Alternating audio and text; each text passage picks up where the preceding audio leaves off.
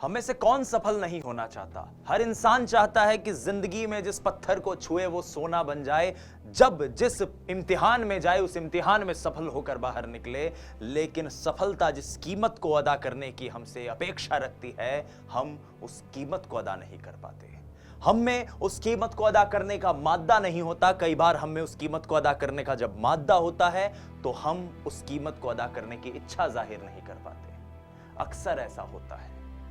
एक लड़का था, कोलंबिया विश्वविद्यालय में पढ़ता था। लाइब्रेरी जब खुलती थी उससे पहले वहां पहुंच जाता था, और जब लाइब्रेरी में ताला लगता था रात को तब वहां से बाहर निकलता था। एक रोज की बात थी, वो नन्हा सा लड़का लाइब्रेरी में जब लंच का समय हो गया था, सारे विद्यार्थी लंच करने के लिए चले गए थे, वो लड़का वहीं पर बैठा और पढ़ता रहा। पढ़ते पढ़ते उसने अपने बैग से एक ब्रेड का टुकड़ा निकाला और उसे खाने लगा। ध्यान खाने में नहीं था, ध्यान अभी भी उसका पढ़ने में था। उस लड़के को लाइब्रेरियन ने यह कार्य करते हुए देखा। लाइब्रेरियन दौड़ता हुआ आया और चिल्लाया, ये तुम क्या कर रहे हो? तुम्हारे अंदर लाइब्रेरी में बैठने के एटिकेट्स और मैनर्स नहीं है? तुम्हें यह नहीं पता कि लाइब्रेरी में बैठकर खाना नहीं खाया जाता? खाना खाना है तो बाहर जाओ कैंटीन में। वो लड़का उदास हो गया, वहां से खड़ा हुआ और हाथ जोड़कर बोला, साहब मैं बहुत गरीब हूं, मेरे पास इतने पैसे नहीं हैं कि मैं कैंटीन में जाकर खाना खा सकूं। उस लड़के को देखकर लाइब्रेरियन को दया आई। लाइब्रेरियन का ऐसा क्यों? तुम क्यों बाहर अपने दोस्तों के साथ नहीं जाते, खेलते कूदते?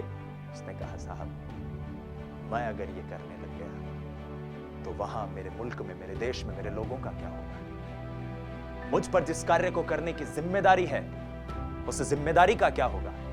जिस उत्तरदायित्व को लेकर मैं यहां अपने घर से इतनी दूर 7 समुंदर पार यहां पर आया हूं, इस लक्ष्य को हासिल करने के लिए आया हूं, उस लक्ष्य का क्या होगा?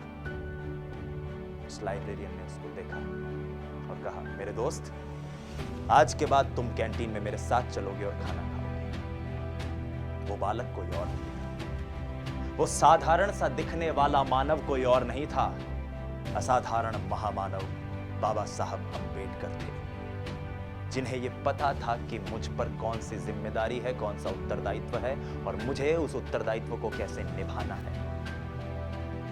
सफल होने की चाह हम सब में है, लेकिन हम उस स्तर का प्रयास ही नहीं कर पाते हैं। याद रखिएगा साथियों, इस बात को आत्मसात कर लीजिएगा कि अगर हीरा बनने की ख्वाहिश है तो अपने आप को दबाव झेलने के लिए तैयार करो। अगर सूरज बनने की चाह है तो जलने से कभी भी पीछे मत हटना। अगर स्वर्ग की प्राप्ति की लालसा रखते हो तो मृत्यु का कभी भय मत रखना। पुणे अस्पृश्य सम्मेलन में 11 सितंबर 1938 को वो बालकों को संबोधित करते हुए कहते हैं, बाबा साहब अम्बेडकर ये बात कहते हैं कि जिस पाठ्यक्रम को विदेश में पूरा करने के लिए मैं गया था, उस पढ़ाई को पूरा करने में एक सामान्य विद्यार्थी को 8 साल लग जाते हैं और मैंने मात्र 2 साल 3 महीने की अवधि में उस पाठ्यक्रम को पूरा किया, उसमें उत्तीर्ण हुआ, अव्वल दर्जे से उसमें आगे आया। क्यों? क्योंकि मैं जानता था कि मेरे पास दूसरा मौका नहीं है। इसलिए मैं करीब करीब 20 घंटे प्रतिदिन पढ़ता था, 20 घंटे 21 घंटे लगातार पढ़ता था। और यह बात सर्वविदित है कि अंबेडकर साहब की लाइब्रेरी जो उनके घर में थी, उनके स्टडी रूम में जो उनका पर्सनल पुस्तकालय था, उस पुस्तकालय में 50,000 से लेकर 70,000 किताबें थी।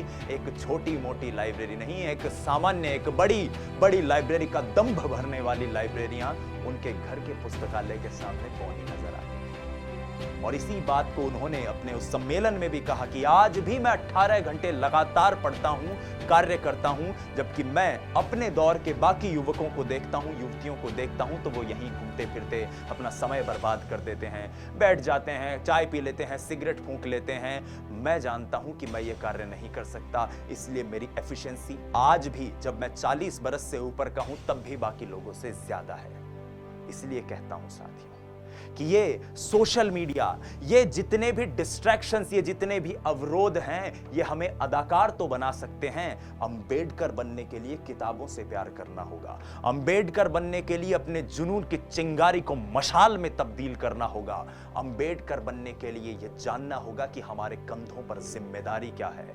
आसा है इस दुनिया में मेहनत के दम पर काबिल बनना। अंबेडकर साहब के सम्मान में मैंने ये लिखने की कोशिश की है। आप सभी को सुपुर्द करता हूं कि आसान है इस दुनिया में मेहनत के दम पर काबिल बनना, मुश्किल है ऐसा बनना जिसके जैसा कोई और ना हो। धन्यवाद।